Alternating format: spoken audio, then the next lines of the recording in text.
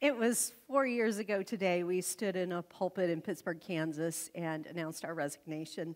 And after that message, a guy came up to me and he goes, "I was so looking forward to hearing you preach. That was the worst Mother's Day message I've ever heard." May today you not be able to say that. So I'm going to let you in on a little secret, or maybe not so much of a secret about me. I like controlled environments. I like the predictable, the planned, the goes as planned. I like structure. I liked the explored. I like the known. I have a friend, in fact, you met them last year, very close to this time. Karen and Terry Yancey, the district superintendents of Kansas, were with us. And she had posted on Facebook this past week, "I love and adore spontaneity, provided that it's carefully planned." Yeah, I resemble that remark. And if you read the email that went out this past Friday, I told a little story on myself where I was having a conversation with my nurse manager when I worked as a nurse, and I said something to the effect that I don't have to be in control. And she gave me one of those quizzical, one eyebrow up kind of looks, like I'm not buying what you're selling. And I said, "No, really, I don't have to be in control. But I can't be in a situation where no one's in control, that's out of control." Can I get a witness? Is anybody else with me on that? But you know, life doesn't always get that memo, doesn't it? Does it? Doesn't get that memo that it's supposed to be planned and goes as planned. In fact, usually it gives us the uns, the unplanned, the uninvited, the unknown, the unexpected, the unexplored. In other words, it gives us chaos. It gives us chaos sometimes. We've seen some chaotic times recently, haven't we? The COVID pandemic, that was chaotic. Maybe you've received a serious diagnosis. That feels like chaos. The unplanned, the unexpected, the uninvited. Or maybe it's an accident that alters your life. Or maybe it's a child making harmful or unwise decisions. That feels like chaos, doesn't it? And you know what chaos births? Chaos births anxiety. Chaos births anxiety. And sometimes some of those events are good, even. Maybe it's an upcoming wedding or the upcoming birth of a child. It's still maybe some uncharted territory that can create some chaos or some anxiety in our lives. This is what I know about chaos. Chaos is inevitable. Chaos is inevitable. It doesn't matter how much we plan, the uns still come. I used to think that if I planned enough, if I prepared enough, if I, sat and thought of all the possibilities and crafted a plan going forward, that I could kind of get out of those uns, that they wouldn't come then if I was well thought of what the situation could possibly be. But unfortunately, that doesn't keep the unexpected from coming, does it? Chaos still seems to find its way to our door. In fact, the only thing it made me was a control freak. And I still didn't have control. Sometimes we have chaos because we just live in a fallen world. Or we keep company with people who invite chaos. Have you ever done that? You're kind of like, they're kind of the drama train, and I think I am not going on their train track. So sometimes their chaos can edge in on our tranquility. But what I do know is that chaos is inevitable. It will visit us all at some point. So when chaos comes, there's a few things that we can do. I'm going to unpack a few modern day chaotic things that we may experience. First one's political chaos. Do you think we might be living in some times of some political chaos? Yeah, I hear a rumble there. And you know, there are some things about chaos that we have no control over. So this is going to represent the no control that we have over the chaos or the anxiety. But even in political situations, we do have some control. Now, obviously not as much, but we do have some control.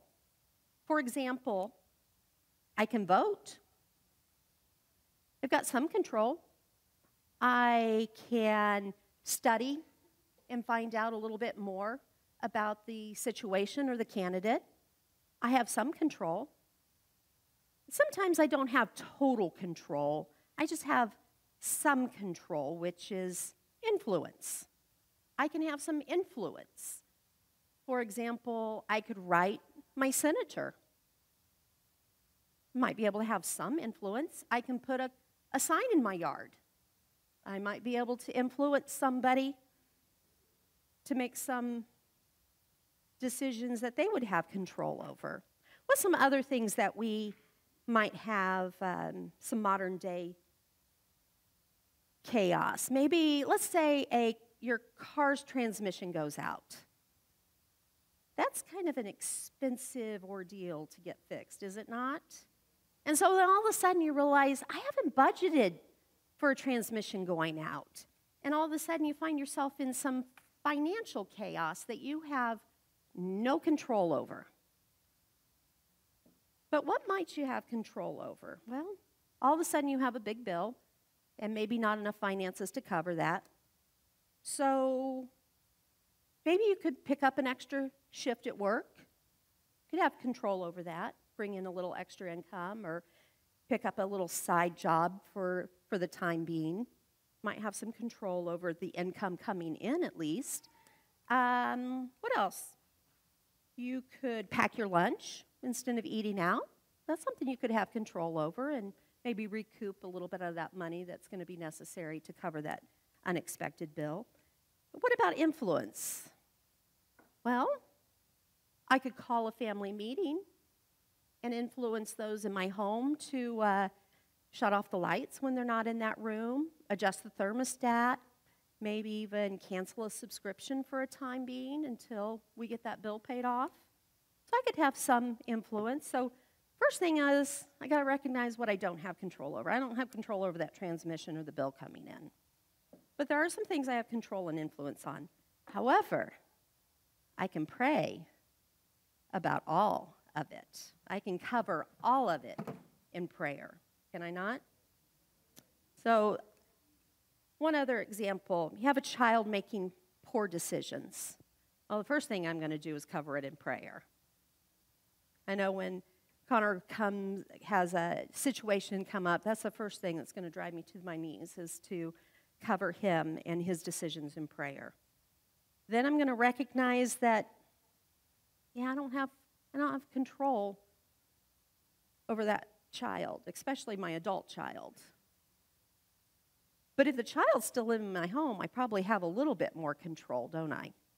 I can maybe adjust a curfew or put in some guardrails to help him make better decisions or keep him away from making dumb decisions. Can implement maybe some disciplinary actions, hoping that that will adjust some of that chaos that has arisen. But I can also have some influence. I can prioritize church. Again, if this person is living in my home, there's a few things that I can have some influence on. I can invite the youth pastor over for dinner and a game night, just so that my student and the youth pastor could have some interactions and therefore a little influence. I can prioritize camp and make sure that they can get to camp, because camp changes lives. so I can still have some influence. So I'm going to acknowledge what I can't do anything about. I'm going to use the influence where I can, and I can control what I can, but I'm going to cover all of it in prayer. So what is that anxiety that comes to mind when you think of maybe a chaos that is currently present in your life? What do you need to do? Well, whatever it is, you need to cover it in prayer. You need to acknowledge what you don't have control over. And trying to have control over things that you don't have control over, that's just a recipe for disaster and weariness. But acknowledge what you do have control over and take that control. Take that control. And then use your influence where you can so that we can help bring down that anxiety and control that chaos as best as we can. I want to reference someone in the Old Testament that was living in chaotic times. And for those of you who haven't had the opportunity to read the book of Esther, or maybe you have, but you're a little fuzzy on the details, let me recap it for you. We've got 5 main characters in the book of Esther. It's a great book. Take you about 30 minutes to read it. It's super short, but it reads like a novel. I'm not kidding you. So 5 main characters. You've got King Xerxes and his wife, Queen Vashti. And then you've got his second in command, and his name is Haman. And then you have Esther, who the book is named after, and her foster dad, Mordecai. So 5 main characters. Now, Mordecai and Esther are Jews living in Persia. King Xerxes is the king of Persia, not the king of Israel, okay? King of Persia, and you've got some Jews still living in Persia that haven't made their way back to Israel. So the king has thrown this multi-day party. I mean, he knows how to throw a party. And several days into it, let's just say he's in a merry state. A merry state. And he calls for his queen. He wants to show Queen Vashti off to the others who are probably in a merry state. And she realizes, no, I'm not doing it. I'm not parading myself in front of a bunch of drunks. And she refuses, and it cost her her throne. She is dethroned, and then ensues a year-long search and beauty pageant for her replacement. And lo and behold, Esther wins. And Esther is promoted to the state of queen. So her foster dad, Mordecai, probably her uncle or an older cousin who has taken her in after her parents died, is working at the palace gate. His job is there at the palace. And one day, he overhears an assassination attempt on the king's life, a plot that was being formed on the king's life. So he tells Esther, and Esther lets the powers that be know, and all of this is recorded in the book of Deeds. Now Haman, remember our second in command, he kind of is a little full of himself, shall we say. And he expects everybody in the kingdom, except for the king, to bow to him. He's leaving the palace one day after a hard day's work, and there's Mordecai at the palace gate. And Mordecai isn't having it. He is not bowing to anybody but his God. And it makes Haman angry. I mean, he gets furious. And so he concocts this plan and gets the king to sign on to it to destroy all of the Jews, not just Mordecai, but all of the Jews in Persia. And so this edict goes out, and Esther learns of her and her people's fate. And what does she do? You talk about a little chaos. She is living in some chaotic, anxiety-ridden times, is she not? And she can't do anything about this edict. She's really just kind of eye candy. for the king. She has no power. But she knows that she has some influence. She realizes that she can call upon the Jews there in Persia and ask them to go to prayer and fast for 3 days. And so she does that. She realizes that she has some influence in this situation. So the other thing she does, she risks her own life and asks the king if she can come into his presence.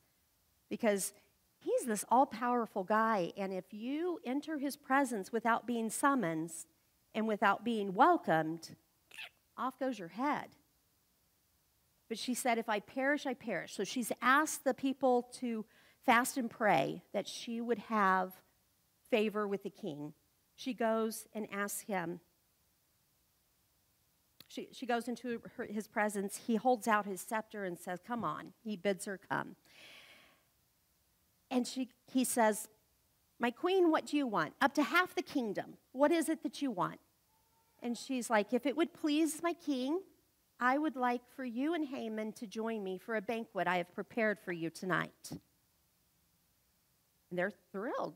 So a banquet she throws, and they come. And so at this banquet, the king once again asks, my queen, what is it that you desire?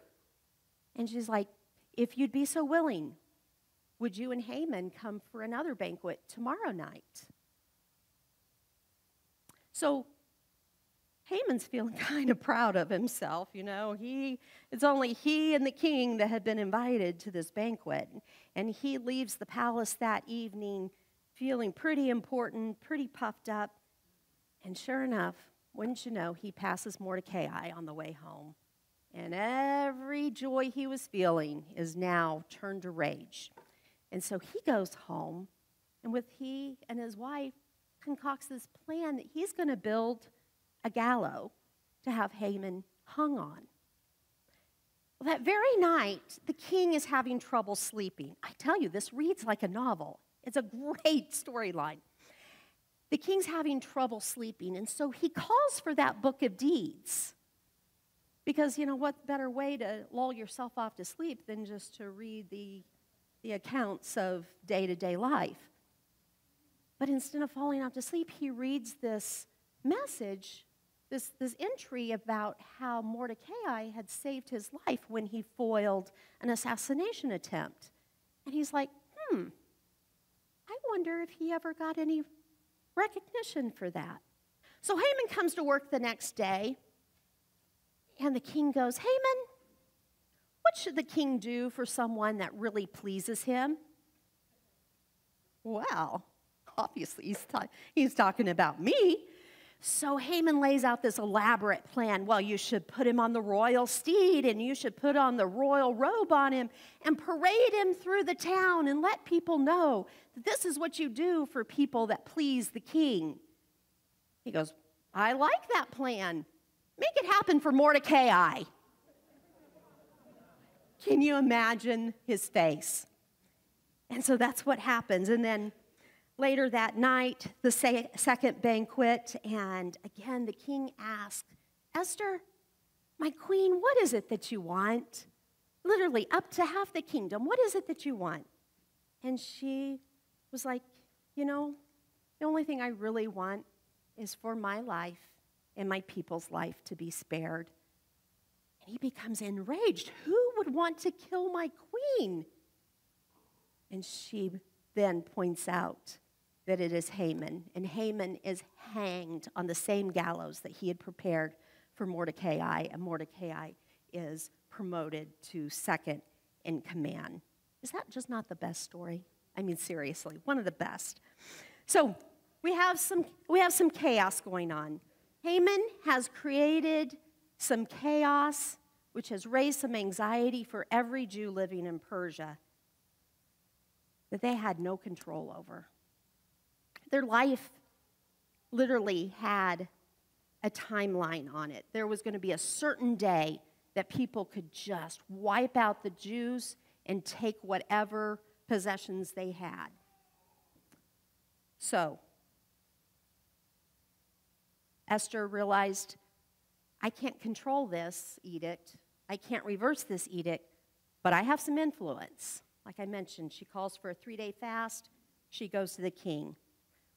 What did she have control over, though? Well, obviously, she was covered in prayer. But remember, she's this beauty pageant winner. I'm going to guess that she spent a little bit of time on her hair and makeup that day before she went to the king. You know, if he has the right for entering his presence unbeckoned, I'm going to guess she made sure that she took as much control of herself as possible that day. She also took control to prepare 2 banquets, or at least have 2 banquets prepared. That was within her control. She also controlled her timing. This is what I love. She didn't act impulsively or immediately. We know she waited at least 3 days before she even went to the king, because she had asked for prayer and fasting coverage. She also didn't ask the night of the first banquet, did she? She calls him back for a second banquet. So she had control over her timing. So, chaos around us, that's inevitable. But our focus has to be intentional. We can't focus just on the chaos around us, or that's going to paralyze us. If that's all that we can see is the chaos, it will paralyze us. When I was working as a nurse, at the end of one of those crazy, busy days, I would have this stack of charts, because this whole adage of chart as you go, well, if you're a nurse, you know that doesn't always play out that way. And so I worked in day surgery, so I had definitely a start time and an end time, but I would get to the end of that 12-hour shift and still probably have 2 hours of charting ahead of me. So I would have the stack of charts, and I would sit down at a desk, and I would pull up a bedside table, and I would literally put all of those charts -1 just out of my peripheral. And I would focus on one chart at a time. And that's what we have to do in chaos. We can't look at everything. We've got to be focused and intentional. But what are we focusing on? Philippians tells us, starting in verse 4, rejoice in the Lord always. I will say it again, rejoice. Let your gentleness be evident to all. And here's the focus. The Lord is near. Other translations would say the Lord is coming back soon. This has to be our focus. This has to be our focus. Goes on to say, do not be anxious about anything, but in every situation, by prayer and petition, with thanksgiving, present your requests to God. And the peace of God, which transcends all understanding, will guard your hearts and your minds in Christ Jesus. They'll guard your heart and your mind in Christ Jesus. Where does anxiety like to live? In your heart and in your mind. So the peace of God can guard your heart and your mind in Christ Jesus. However, did you see, I'll get back to that one, that the peace of God is conditional. The peace of God is conditional. Let's go back to that verse. Finally, brothers and sisters, whatever is true, whatever is noble, whatever is right, whatever is pure, whatever is lovely, whatever is admirable, if anything is excellent or praiseworthy, think about such things. Another translation says to fix your thoughts. So these verses lay out a little bit of instructions for us. Let me back up again to that. Oops, I backed up too far. It says, do not be anxious about anything, but in every situation by prayer and petition with thanksgiving, let your requests be known to God. I heard a really handsome pastor once say,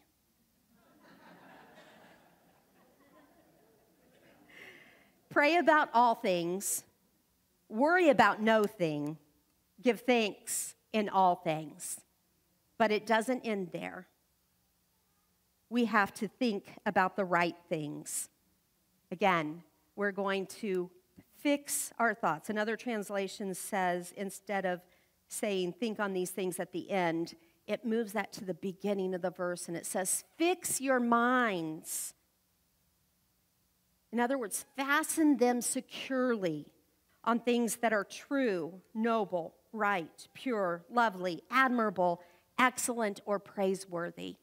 See, if my mind is fixed on that, it can't be fixed on the chaos and the anxiety as well. But that's a conscious decision. It is a constant battle to take captive that thought and switch it to the things that are true. Who is true? Jesus. Jesus is true. Jesus is noble. Jesus is righteous, pure, lovely. He's admirable, he's excellent, and he is praiseworthy. See, I'm going to say a controversial statement here, but prayer alone isn't enough. Prayer is important, is a very important part of this recipe, but I can't pray and think that God is going to control the situation. He has put some things in my control and under my responsibility, or he's given me the opportunity to influence some of that. So we're going to pray about all things, but we're also going to take responsibility for the things because God requires active participation. God requires active participation. And Caleb, you can bring your team anytime now. So, what chaos is around you? What's causing anxiety to grip your heart? What is it that you are fretting about, worried about, concerned about? What has gotten your focus? God says, focus back on me. Show me your heart. Show me what you have control over. Show me what you have influence over. Acknowledge what you have no control over. And I will partner with you to guard your heart and your mind in Christ Jesus. Would you stand with me today?